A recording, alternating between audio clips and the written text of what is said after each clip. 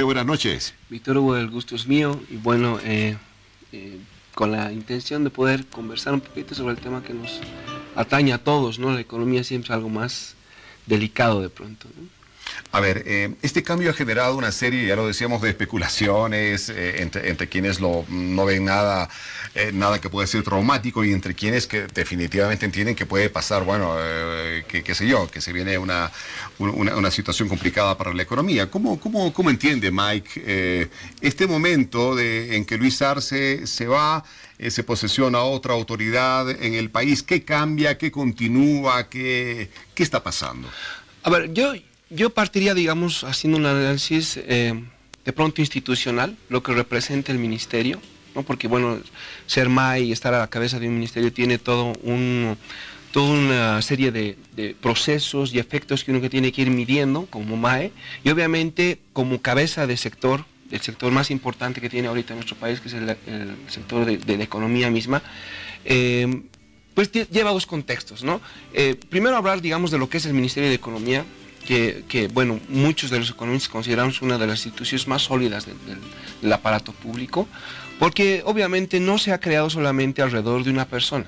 El Ministerio de Economía es un ente donde, bueno, cualquier instancia que decide generar un trámite al interior del ministerio, pues cumple sus procesos, ¿no? O sea, todos los que han hecho alguna vez su trámite de inscripción presupuestaria, por ejemplo, que es bastante clásico para un servidor público, pues sabe qué procesos tiene que llevar, por dónde va a pasar, en qué momento va a salir, de qué ventanilla. Entonces, hay un proceso interno que obviamente genera institucionalidad, ¿no? Entonces, por ese lado, yo creo que muchos digamos, usuarios, beneficiarios de lo que es el servicio interno, digamos, del Ministerio de Economía, pues se sienten muy tranquilos porque eso es como que agua que corre, digamos, no va a haber mucho problema en la parte interna.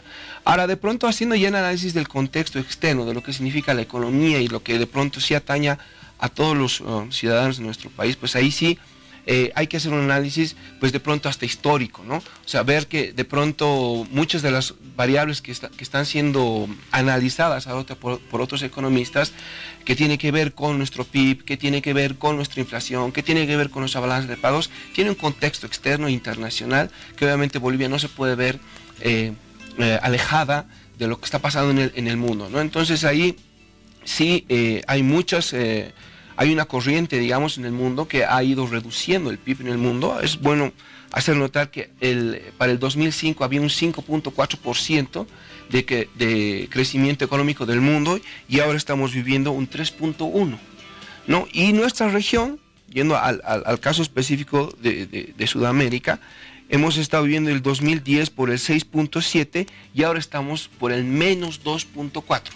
La región está decreciendo. ¿Eso qué implica? O sea, todos nuestros socios comerciales generalmente son los más cercanos.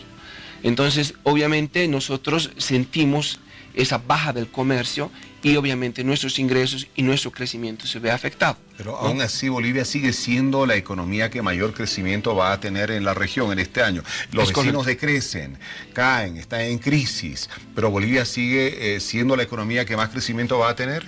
Es correcto. Hace poco ha sacado la CEPAL sus primeras proyecciones macroeconómicas. El Banco Mundial ha sacado nuevamente, bueno, sus primeras proyecciones macroeconómicas para toda la región y para todo el mundo. Ahí obviamente ellos son bastante controlados, digamos, no se lanza mucho a números bastante exorbitantes, pero aún así nos han dado un 4% de crecimiento, ¿no? Que obviamente eso en términos absolutos, si quieres, para una economía como la boliviana, pues es un salto interesante, digamos, ¿no? Y peor, digamos, en una época donde este crecimiento se ha visto de manera sostenible. Eso en términos generales siempre repercute en la vida de las personas, ¿no? Mejora la calidad de vida, inminentemente, cuando la economía crece en esa velocidad y a esa dimensión. Ahora, bueno, hablamos de vecinos poderosos, ¿no? Enormes, que están atravesando una crisis severa, como Brasil, Argentina, y de repente, bueno, nosotros ahí, los vecinos pequeños al lado, ¿en qué medida pueden afectarnos estos monstruos de la economía regional? ¿En qué medida puede en algún momento Bolivia caer en el rumbo o llegar al rumbo por el que están ellos, una situación de crisis? ¿Estamos lejos de aquello? Miren, nosotros como país hemos generado un modelo bastante pragmático en realidad, ¿no? O sea, hemos generado ciertos elementos para que mejoren nuestra economía interna, o sea, nuestro flujo interno de recursos económicos, ¿no? Eso genera dinamicidad en nuestra economía y eso mantiene que, bueno, que la cosa siga moviéndose, ¿no?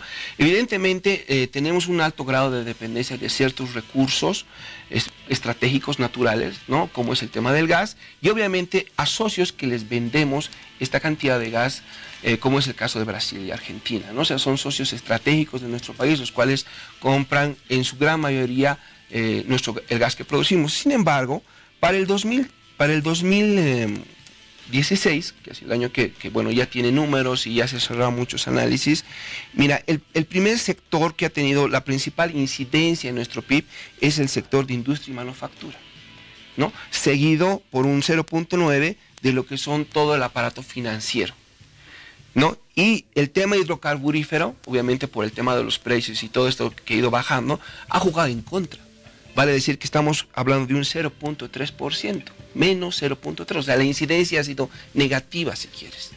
Entonces, obviamente, ya la economía, obviamente estamos pasando un ciclo donde Bolivia puede y tiene que cambiar su matriz productiva, ¿no? Tenemos una fase importante en la cual estamos viviendo y que naturalmente representa una oportunidad para nuestro país. Y yo creo que en gran parte se está aprovechando, ¿no? Hay sectores no tradicionales, como te digo, que tienen pesos sumamente importantes en nuestro PIB y que representan ahora una oportunidad para que Bolivia pueda diversificar su economía. O sea que cuando hablamos de que se reduce o bajan los ingresos por los hidrocarburos, por el gas y demás, no tenemos que hablar necesariamente de que estamos entrando a un periodo de crisis. Estamos viendo que la economía boliviana está sólida y se sostiene no solamente con ello, que es uno de sus pilares, pero es uno de los pilares. Los demás se muestran sólidos. Es más, para ir a temas más puntuales, mira, si quieres hablar de tasas de crecimiento por sector, mira, el tema de establecimientos financieros, su crecimiento ha sido de 7.9%. Es impresionante, es un número casi el doble que lo que crece la economía en general, ¿no? O sea, realmente nuestro aparato bursátil, si quieres, no solamente obviamente de los bancos, sino los seguros, ahí están también los que están prestando ciertos bancos de segundo piso, etcétera. O sea, todo nuestro aparato financiero está funcionando como una máquina, si quieres. O sea, el aparato financiero está generando muchas más utilidades que en años pasados, a pesar de este escenario que lo entendemos, entre comillas, como de crisis internacional por los precios del petróleo. Definitivamente, y no solamente hablamos del tema financiero, sino que la construcción ha crecido 7.8%, esta industria y manufactura que es clave ahora realmente apostar por un nuevo sector, por apostar por generación de valor agregado. Entonces ahí este sector que muchos dicen que está que atrás, que no hay cuando Bolivia salga del rentismo y que no sé qué, aquí hay un número que de pronto revela otro tipo de información y que tiene que ver con que este sector, industria y manufactura, creció 6.2%. Y 6.2%, pues, Víctor Hugo, no es un número despreciable, ¿no? Es bastante alto, es bastante alto. E incluso para un país como el nuestro, digamos, ¿no? Que tiene una economía un poco más pequeña. Pero sí, en términos generales, hay sectores, te estoy hablando solamente de los tres primeros, pero después viene transporte, después viene energía, gas y agua, después viene minería, comercio, administración pública, y al último, el que decrece 4.4% es el de hidrocarburos. ¿Cuánto de importante ha tenido la decisión que en su momento se tomó desde el gobierno y bueno, supo traducir en una fórmula que se le aplica hasta ahora por parte del ministro Arce Catacora, ¿no es cierto? Que el reto ese del presidente Morales en su momento era hacer que el Estado tenga mayor presencia en la economía, diversificando un poco la productividad como Estado mismo. Y eso le está permitiendo a la economía boliviana mantenerse a flote a pesar de que los barquitos que tenemos alrededor en otros países están a punto de naufragar. Sí, o sea hay dos temas ahí, ¿no? De pronto, a ver, ¿cuál es el principal instrumento ahí de la política pública? Tiene que ver con la inversión pública. No la única, pero la principal. O sea, tú realmente a lo que dices que vas a hacer, pues le pones plata, digamos, ¿no? Entonces, en esa lógica, obviamente tú, si eres concordante con tu discurso político, tus acciones económicas tienen que estar también en esa misma línea. Entonces, lo que obviamente puedes hacer notar, digamos, el 95, ¿no? Por darte un año, el presupuesto de inversión eran 520 millones de dólares. 520 millones de dólares, ¿no? El 2016 hemos ejecutado 5.000 millones de dólares de inversión pública. 5.000 millones de dólares, o sea, casi 10 veces de lo que habíamos logrado en 1995, ¿no? Entonces esa plata obviamente gira en la economía. Tú de pronto te das cuenta, o la plata está en el gobierno o la plata está en los privados, ¿no? Obviamente el privado siempre va a tender a mejorar su calidad de vida, o sea, sus intereses, y no porque sea malo, es porque es normal. El privado siempre va a velar por sus intereses, pero un Estado tiene que cambiar esa lógica.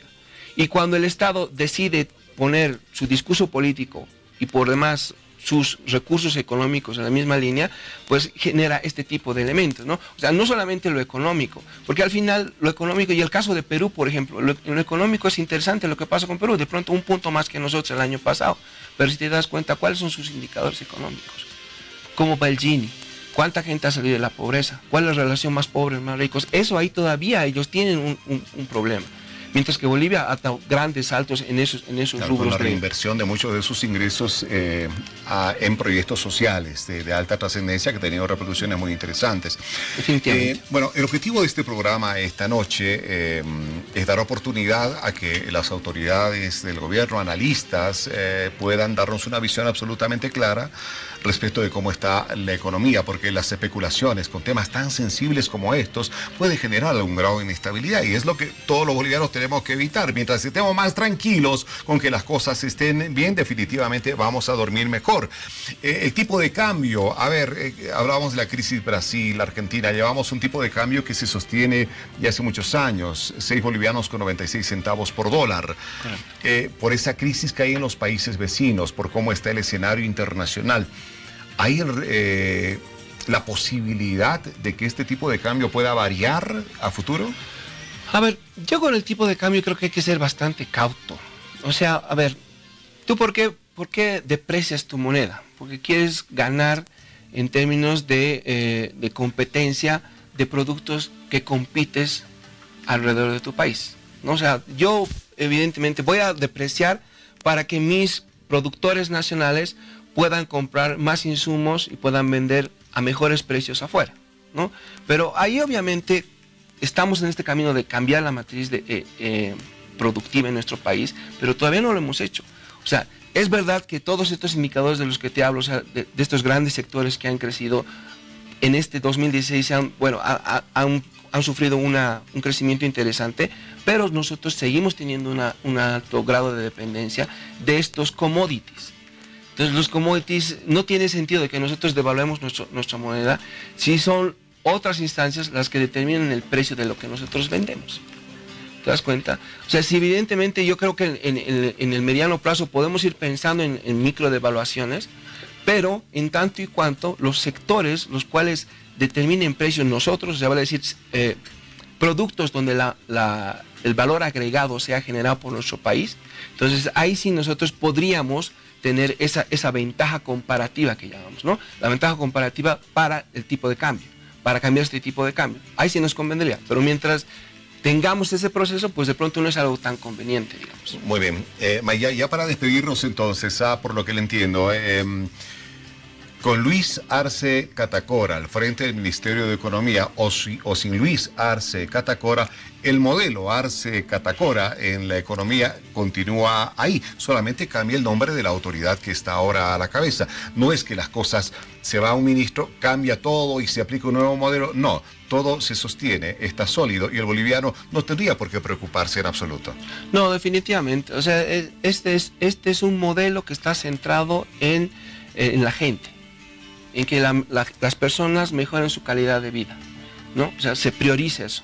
Entonces, todo lo que se ha caminado hasta ahora ha ido tratando de ir en esa línea, ¿no? Evidentemente hay cosas que bueno, van todavía jalando hacia atrás, pero yo creo que ya se ha marcado una línea bastante clara, donde todos los aparatos, todos los instrumentos de política económica están bastante claros, ¿no? Y hacia dónde es el destino de